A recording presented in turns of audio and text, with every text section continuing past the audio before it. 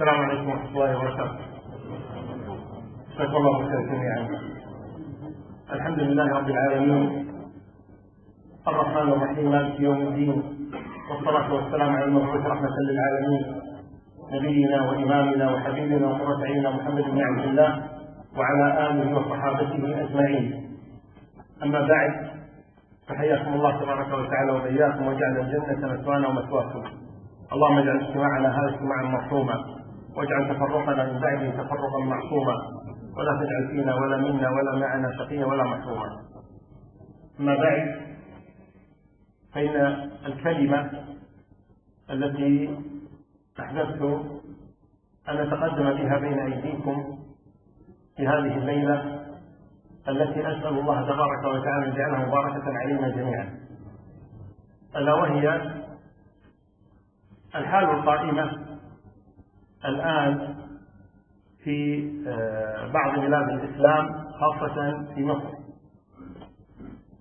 وقبل الخوض في هذا الموضوع أحب أن أنبه إلى تأصيل أهل السنة في مثل هذه الأحوال.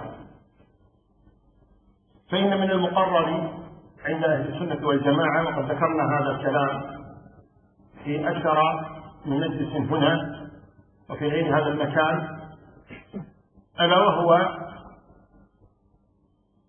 عدم الخروج على ولي الأمر وحكام المسلمين في هذا الزمان وفيما سلف من الزمان وفيما سيأتي من الزمان بشكل عام، لا يخلون من ثلاثة: إما أن يكون هذا الحاكم مسلما تقيا ورعا عدلا، أو أن يكون هذا الحاكم كافرا لا يمت للإسلام صلة، وإما أن يكون هذا الحاكم مسلما عاصيا فاسقا ظالما. المهم أنه ليس بعدل ولكنه مسلم في الجملة، كحال كثير من المسلمين اليوم، فيهم من الإيمان ومن الكفر، فيهم من الطاعة ومن المعصية، فيهم من الخير والشر والحسنة والسيئة، والناس يتفاوتون في ذلك بين مستقل ومستكثر. وعلى كل حال حكام المسلمين لا يخلون من عامة المسلمين، فهم كأمثالهم تماما. فكما أن في عامة المسلمين التقي والفاجر كذلك الحكام، وكما أن في المسلمين الصالح والطالح كذلك الحكام، وكما أن في المسلمين الخير والشرير كذلك الحكام، لأنهم بشر في النهاية ومن جلدتنا، فلا يجوز أن تجعل لهم أمور لا تكون في غيرهم من الناس، بل هم بشر من البشر. وبناء على هذا التفصيل نقول كل واحد من هؤلاء الثلاثة له حكم يخصه وله تعامل يوافق ما هم عليه. أما الحاكم التقي العادل المسلم طبعا، فهذا لا يجوز الخروج عليه بأي حال من الأحوال، ويجب له السمع والطاعة، كحال الخلفاء الراشدين كمثال. فأولئك القوم ما كان يجوز الخروج عليهم بأي حال من الأحوال، فيهم من التقوى من الدين، بل كانوا أصلح الناس في زمانهم رضي الله عنهم وأرضاهم. هذا هو الحاكم العادل التقي. ولا أقول فقط هم الخلفاء الراشدون، ولكن أقول كل من كان كذلك في صلاحه وتقواه ودينه. النوع الثاني وهو الحاكم الكافر، فلو تسلط على المسلمين حاكم كافر، أو حكم المسلمين حاكم مسلم ثم ارتد عن دين الله فصار كافرا، فهذا الحاكم الكافر لا يجوز بأي حال من الأحوال أن يحكم المسلمين، وليست له طاعة ولا سمع. والله تبارك وتعالى يقول: يا أيها الذين آمنوا يخاطب المؤمنين يا أيها الذين آمنوا أطيعوا الله وأطيعوا الرسول وأولي الأمر منكم، أي مؤمن مثلكم. فهذا هو الذي يكون له السمع والطاعة. أما إذا لم يكن مؤمنا حيث كان كافرا فلا سمع له ولا طاعة، وإنما يطاع في الأمور العامة، أمور البلاد في تنظيمها، وهذا كمن يعيش مثلا في بلاد الكفر مثلا لا يطيع لأن هذا حاكم فقيه أو مسلم أو كذا، وإنما يطيع لأن نظام البلد وما شابه ذلك من الأمور. لكن ليس له سمع وطاعة بحيث أنه لو لم يفعل ما يأمر به يأثم، وإنما هذا الحاكم المسلم. والله تبارك وتعالى يقول في كتابه العزيز: ولن يجعل الله للكافرين على المؤمنين سبيلا. وأي سبيل أعظم من الحكم والتسلط؟ فهذا لا شك أنه سبيل عظيم، لذا لا يجوز أن يحكم الكافر المسلمين، ويجب عزله والخروج عليه عن الحاكم الكافر. ولكن هنا قضية مهمة: هذا الحاكم الكافر الذي تسلط على المسلمين أليس تسلطه على المسلم مفسدة؟ مفسدة. حاكم كافر يحكم المسلمين، هذه مفسدة.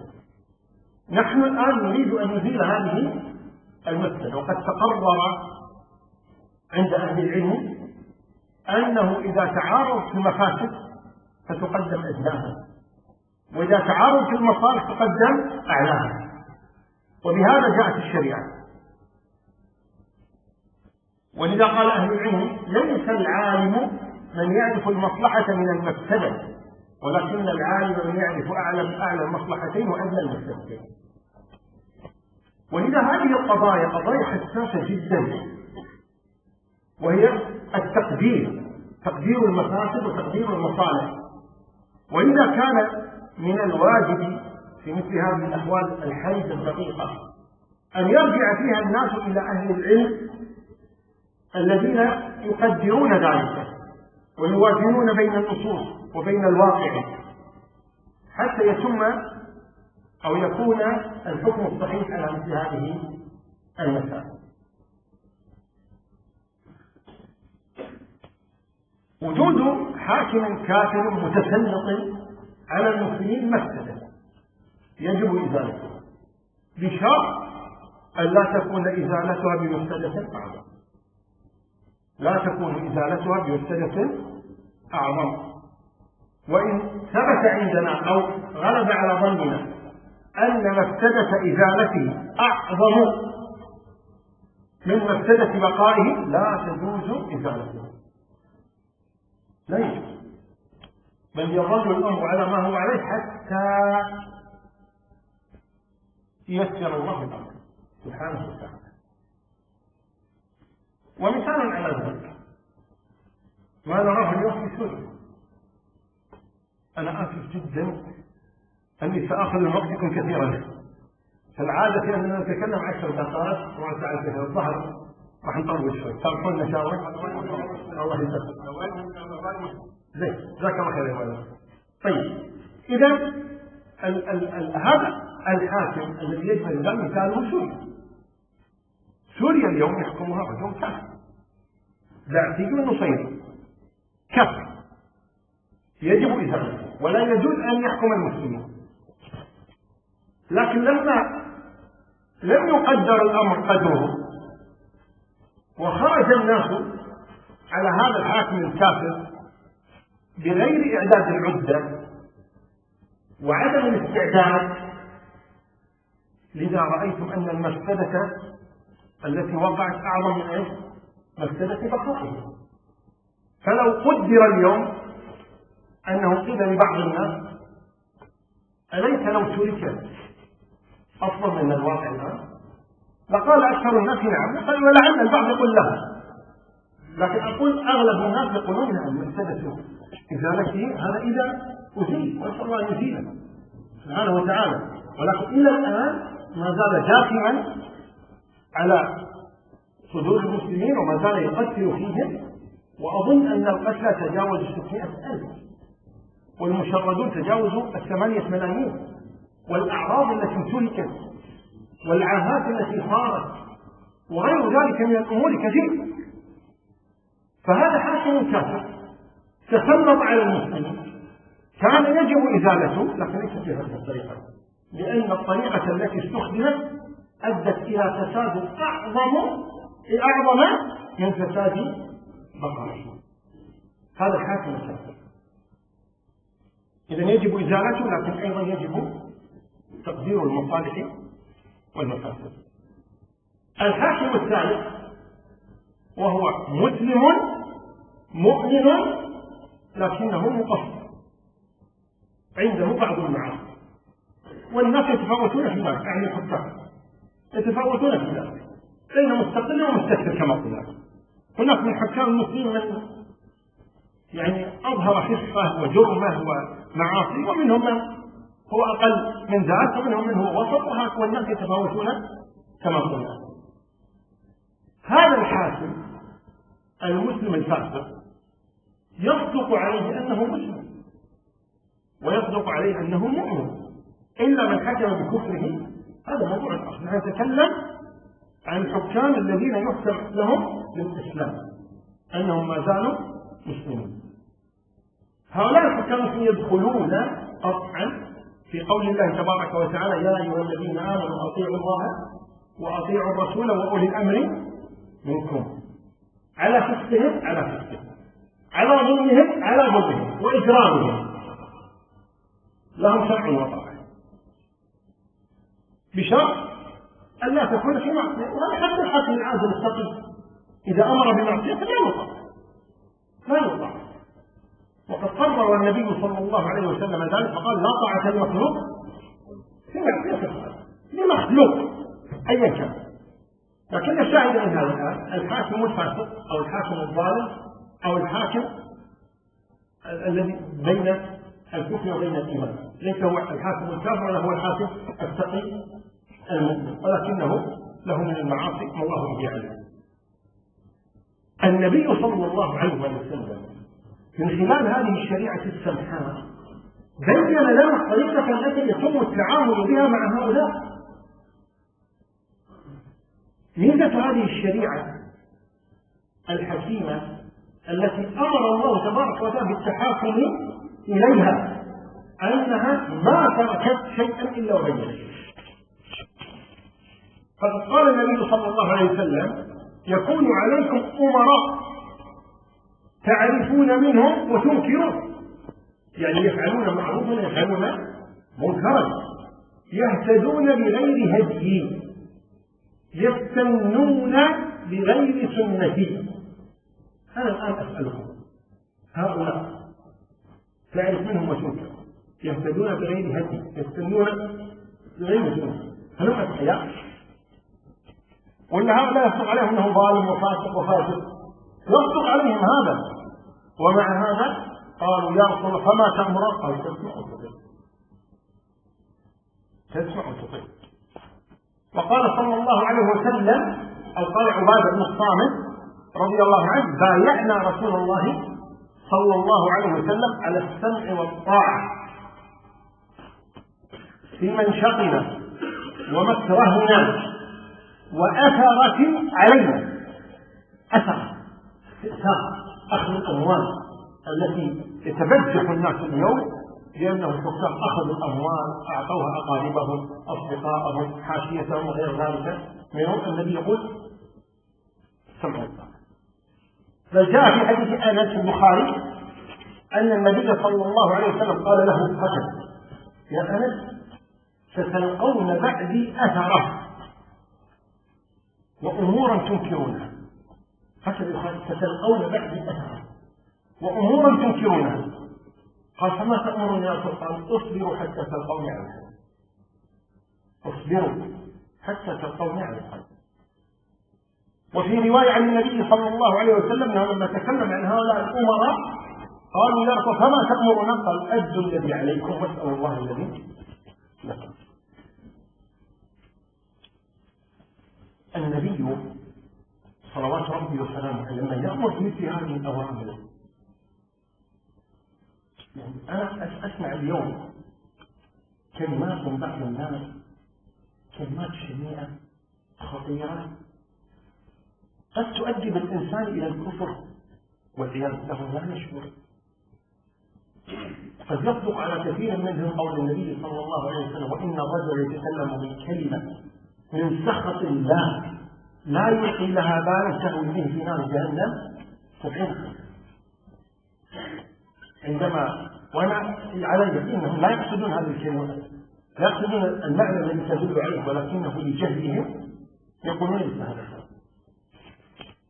كمن يدعي مثلا سكوتا عن ظلم الحكام محاربة النبي صلى الله عليه وسلم والطاعة لهم والسمع لهم، أن هذا من الخنوع والذل، كأنه يقول أن الرسول يأمرنا بالخنوع والذل وترك الحق وتسليط الظلم والعياذ بالله. هذا طعن في النبي صلى الله عليه وسلم، طعن في التشريع، لأن النبي صلى الله عليه وسلم إنما هو مبلغ، إنما هو وحي يوحى إليه من رب العزة تبارك وتعالى. فعندما يأمر النبي صلى الله عليه وسلم بالسمع والطاعة بعدم الخروج، هذا أمر الله سبحانه وتعالى. فالذي يدعي أن الإسلام الذي يدعو إلى العزة ويعز أصحابه وأتباعه والمنتسبين إليه هو الذي يدعو إلى الذل والخنوع والصغار، فهذا مدعي كذبا وزورا، فليس هذا هو دين الله تبارك وتعالى. ولكن هؤلاء الجهلة لما طغى عليهم التعلق بالدنيا وحب الحكم والوصول إليه صاروا يتكلمون مثل هذا الكلام الباطل. وإذا أضفت إلى هذا الجهل الذي هم عليه لاتضح الأمر تماما. فإذا كان الأمر كذلك فالحاكم الظالم الفاسق له سمع ولا يجوز الخروج عنه. ويبقى هنا هذا السؤال أرسل إليه الآن متعلقا بهذا الموضوع، وهو قضية خروج الحسين رضي الله عنه، مع أننا لا أحب أن تسمى خروج، لكن نسميها كما سموها. هذه القضية ولما يسمى خروج الحسين رضي الله عنه قالوا لم يكن يزيد كافرا على الأقل في وجهة نظر الحسين رضي الله عنه، ومع هذا خرج عليه. قالوا فما تقول في هذا أو ما نقول في هذا؟ أولا الحسين رضي الله عنه لم يخرج على يزيد، يعني الخروج الذي يتكلمون عنه اليوم بمظاهرة أو بسلاح أو غير ذلك أبدا. كل ما في القضية أنه لما تمت البيعة ليزيد رفض كثير من الصحابة هذه البيعة، لأن هناك من هو أولى من يزيد، ولأن الطريقة خطأ وهي توريث الولد أو القريب. ولذلك قال عثمان بن بكر لمعاوية لما قال يعني أنا أريد أن أجعل يزيد بعدي، قال جعلتموها هرقلية، كلما مات هرقل قام هرقل، يعني لا نقبل هذا، وإنما الأمر شورى بين الناس. لكن معاوية رضي الله عنه استمر على رأيه، وكان يرى أن هذا فيه مصلحة أو كان لحب في نفسه لولده أراد أن يمكنها بغض النظر عنها، ليس هذا موضوعنا اليوم. لكن تمت بيعة يزيد وأعلن يزيد حاكما بعد وفاة معاوية. بايع الصحابة الذين كانوا ممتنعين كعبد الرحمن بن أبي بكر، عبد الله بن عمر، أنس بن مالك، أبي سعيد الخدري، جابر بن عبد الله، عبد الله بن عمرو بن العاص وغيرهم، بايع ابن عباس بايع. 2 من الصحابة رفضوا البيعة ولم يخرجوا، وإنما رفضوا البيعة، قال لا نبايع، لا نجد أن نبايع، تمت البيعة، هو حاكم، لم يقولوا ليس بحاكم. ولذلك كانوا يسمعون ويطيعون لحاكم المدينة، والي المدينة وكما يزيد ما عنده ومعه مشكلة، لكن قال لا نريد أن نخرج ونبايع أمام الناس، لا نرى أن هذا خطأ، وانتهى الأمر. لكن يزيد بجهله وقلة عقله وضعف عقله أرسل إلى والي المدينة ألزمهما بالبيع، أن يلزمهما بالبيع. فدعاهما والي المدينة، دعا عبد الله بن الزبير أولا ثم دعا الحسين ثانيا وطالبهما بالبيع، فهربا من المدينة إلى مكة. وكان والي مكة أعقل، ولما علم يزيد بأنهما انتقلا إلى مكة أو هربا إلى مكة رضي الله عنهما أرسل إلى والي مكة طالبهما بالبيع. فكان والي مكة يقول إن شاء الله ولم يفعل شيء وتركه، وهذا عين الواقع. الذي وقع بعد ذلك أن أهل العراق سمعوا بأن الحسين لم يبايع، فأرسلوا له الكتب وقالوا تعال قد بايعناك والأمر إليك والأمر مستقرة وتعال. وهذا ما يسميه أهل العلم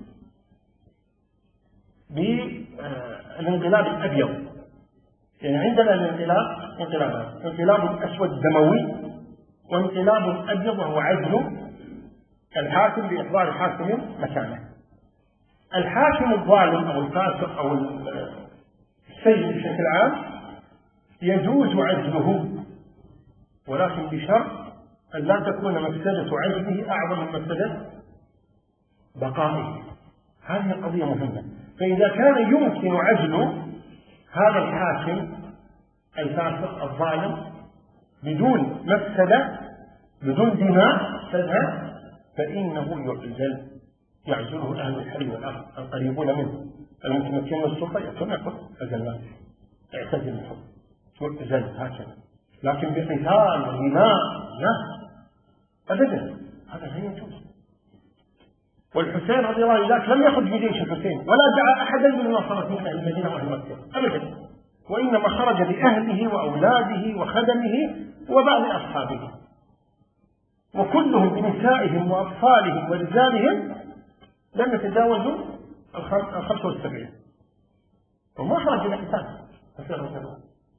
ولذا لما علم بأن أهل العراق غدروا به وكذبوا عليه وخانوه وخرجوا لقتاله رضي الله عنه طلب أن يذهب إلى يزيد. فهو ليست عنده مع يزيد مشكلة شخصية كشخص، وإنما مع يزيد أنه لست أهلا أو لا ينبغي أن تكون أنت الحاكم للمسلمين. على كل لن أخوض في هذه الآن، نعود إلى موضوعنا الذي بدأنا. فالحاكم الفاسق يجوز عزله لكن بدون مفاسد أعظم.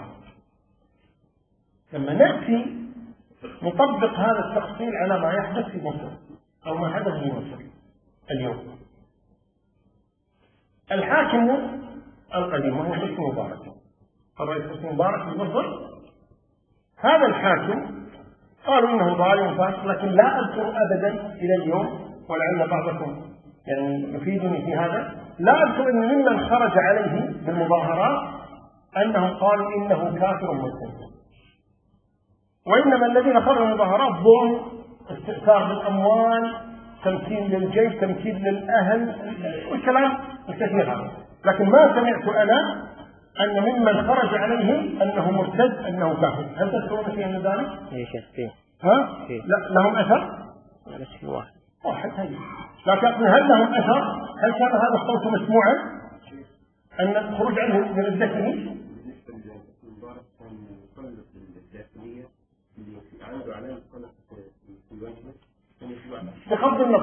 بغض النظر عن ظلمه، نحن نتكلم عن كفره. هل الخروج كان بسبب كفره أو بسبب ظلمه؟ الذي يعرف أن الخروج كان بسبب الظلم وليس بسبب الكفر. طيب ظلمه، بطشه، جبروته، سرقته، إلا الكفر، لكن قصد أنهم لم يخرجوه من دائرة الإسلام. فقامت المظاهرة عليه، وقلنا في وقتها أن هذا باطل ولا يجوز، لأن مفسدتها أعظم وخلاف ما عليه نصوص الشريعة. ومع هذا خرجوا والله سلم، وليس تماما، لأنه أيضا كانت قتل قريب من 200 لم يكن أكثر، وهذا ليس بشيء سهل ولا هين. النبي صلى الله عليه وسلم يقول لزوال السماوات والأرض أعظم عند الله من ذهاب دم امرئ مسلم. والنبي صلى الله عليه وسلم يقول لا يحل دم امرئ مسلم إلا بإحدى ثلاث: السيد الزاني والنفس بالنفس والثالث بدين الخارق للجماعة. وكان عبد الله بن عمر كما يذكر عنه يأتي إلى الكعبة ينظر إليه يقول والله إن شأنك عند الله عظيم وإن دم المسلم أعظم شأنا منه. لكن هؤلاء الذين شغلهم حب الدنيا وإرادتها لم يهم الكثير منهم ذهاب هذه الدماء في سبيل الوصول للحكم أو عزل هذا الحال، فذهب الدماء والله سلم كما قلنا. ثم بعد ذلك صارت انتخابات واختير رئيس جديد وهو الرئيس محمد مرسي، ثم جاءوا وانقلبوا عليه. الفرق ماذا؟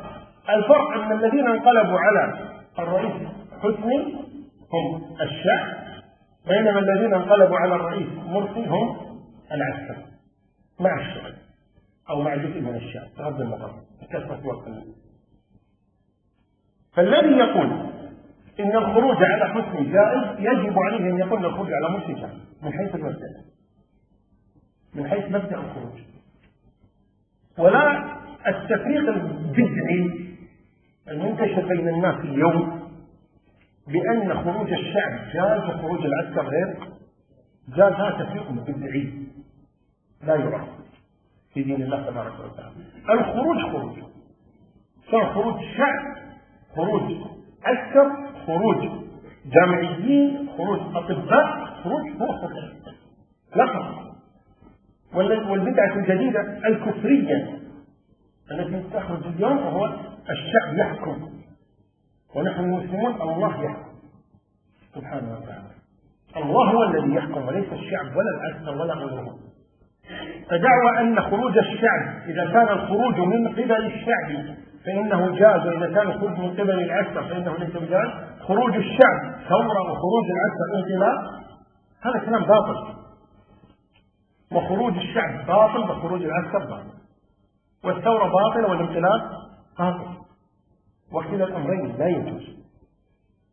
وكما لا نقول أن الخروج على مرسي لا يجوز لأن الأمور كانت مستقرة متغلب حاكم بتغليب الشعب له، فهو حاكم متغلب يجب له السمع والطاعة. كذلك كان الأمر لحسني، هو حاكم متغلب وكذلك الأمر من جاء بعده الآن هو متغلب الآن ويجب له السمع والطاعة. فكما أنه لا يجوز الخروج على حسني ولا على مرسي كذلك لا يجوز الخروج على الواقع اليوم في مصر، فكان قلنا الذي يحكم العسكر أو الجبلان أو غيره. الآن لا يجب الخروج، ويجب أن ينظر الناس إلى قيمة دماء المسلمين. ذهب الآن أكثر من 5,000 على ما أظن. على ماذا؟ هذه الدماء تذهب على ماذا؟ هذا غير الأعراض التي تنتج والحرمات وتهجير الناس وأخذ أموالهم وغير ذلك من الأمور خطيرة جدا. فلا يتساهل الناس في هذه الدماء بحجة أن نصل إلى الحكم. ودعوى من يدعي اليوم ويدعو الناس إلى الاعتصام واستمرار المظاهرات وعدم الاستسلام والمقاومة هذه دعوة فاجرة باطلة، ويجب على من يدعو هذه الدعوة أن يذهب إلى هذا، ولا يجوز، لأنه ما عندنا نحن المسلمون ليس عندنا مصري وكويتي وسعودي وهندي وجزائري، لا توجد هذه عند الإسلام. جهاد إذا كان فرض عين ليس فرض عين على سوري وليس على الكويت وليس إذا صار فرض عين صار على الجميع، وإذا صار فرض كفاية على الجميع. فالقضية ما عندنا جنسيات، فالذي من الكويت أو من السعودية أو من قطر أو من الجزائر أو من ليبيا أو من أي بلاد الدنيا يقول يجب عليكم أيها المصريون أن تعتصموا وأن تذهب دماؤكم في سبيل المحافظة على حكمكم وكذا، يجب عليه أن يذهب أو يسكت، ولا يجوز له أن يعرض الناس للموت وهو جالس بين أهله بغض النظر عن المكان الذي هو، لأن هذه القضية شرعية والمسلمون متساوون في ذلك. فيجب اليوم فيما أظن والعلم عند الله تبارك وتعالى المسلمين جميعا أن يبتعدوا عن الفتنة، وأن يتقوا الله في أنفسهم ودمائهم وأهليهم وبلدهم، وأن يلزموا بيوتهم. والآن العسكر أو غيرهم تغلبوا، ونحن نقول كما قال عبد الله بن عمر رضي الله عنهما لما كان القتال بين عبد الله بن الزبير وعبد الملك بن مروان في الفتنة، قال عبد الله بن عمر: ألا تشارك مع هذا أو هذا؟ قال: لا، إنما يتقاتلون عن الدنيا وأنا مع من غلب. الذي يغلب لهذه الدنيا أبايعه، يأخذ الدنيا، لا أضيع آخرتي لأجل دنياه. أنا مع من غلب. وهكذا يجب علينا أن نقول اليوم: لا نقاتل للدنيا، ولا نعرض دماء الناس للدنيا، ولا دماءنا ولا أعراضنا لأجل الدنيا، ونحن مع من غلب، وليس خنوعا ولا ذلا، وإنما عقل ودين ومنطق. هكذا يجب أن يكون الأمر اليوم بالنسبة لأهل مصر، أن يتقوا الله في أنفسهم وأن يرجعوا إلى بيوتهم، وأن يتركوا هذه الاعتصامات والمظاهرات لأنها لا تأتي عليهم إلا بالسوء، خاصة في إخراج النساء والأطفال والكبار وغير ذلك. وأما نحن فيجب علينا أن نكف أيضا عن إثارتهم ودعوتهم إلى مثل هذه الأمور، وندعو لهم أن الله يحفظ دماءهم وأعراضهم وأنفسهم وأموالهم وغير ذلك، وأن يؤمنهم في بلادهم، اللهم آمين، ولا نحرض في مثل هذه الأحوال.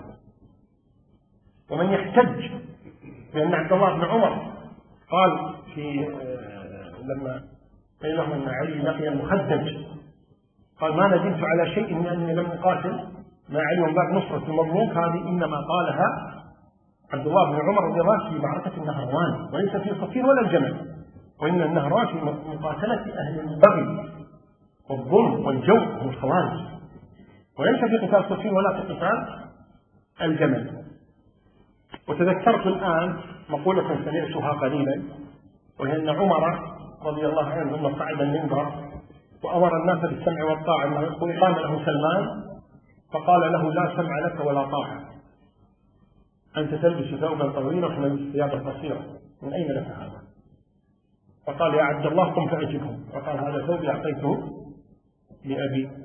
فقال: الآن قل نسمع هذه قصة باطلة زور بهتان لم تحدث أبدا، ولا سلمان قال هذا الكلام، ولا عمر رد عليه بهذا الرد، ولا يخالف سلمان ولا عمر أحاديث الرسول صلى الله عليه وسلم بالسمع والطاعة.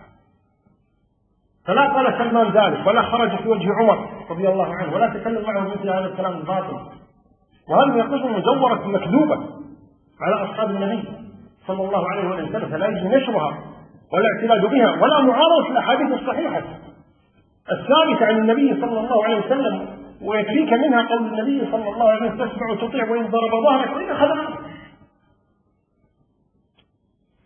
نص صريح من النبي صلى الله عليه وسلم: ضرب ظهرك أخذ مالك. وإن كان الدارقطني رحمه الله تعالى قد قال إن هذا الكلام موقوف على حذيفة، فقد خالفه كثير من أهل العلم وقال له مرفوع من كلام النبي، والحديث صحيح مسلم. بل وعلى القول بأنه من كلام حذيفة قالوا من فهمه من كلام النبي، وحذيفة فهمه مقبول ولا يعارض فهمه فهم أحد من الصحابة أبدا. وهذا الذي جرى عليه عمل الصحابة رضي الله عنهم، السمع والطاعة لولي الأمر، فلا يجب رد النصوص الصريحة في مثل هذه أو تلك الترهات. فعلينا أن نتقي الله تبارك وتعالى، ولا يعني نضع الزيت على النار. فعلينا نتقي الله في إخواننا وندعو لهم ونسأل الله تبارك وتعالى لهم الثبات والسداد والهدى والتقى. والله أعلى وأعلم، وصلى الله على محمد. الآن إذا كان هناك مشاركة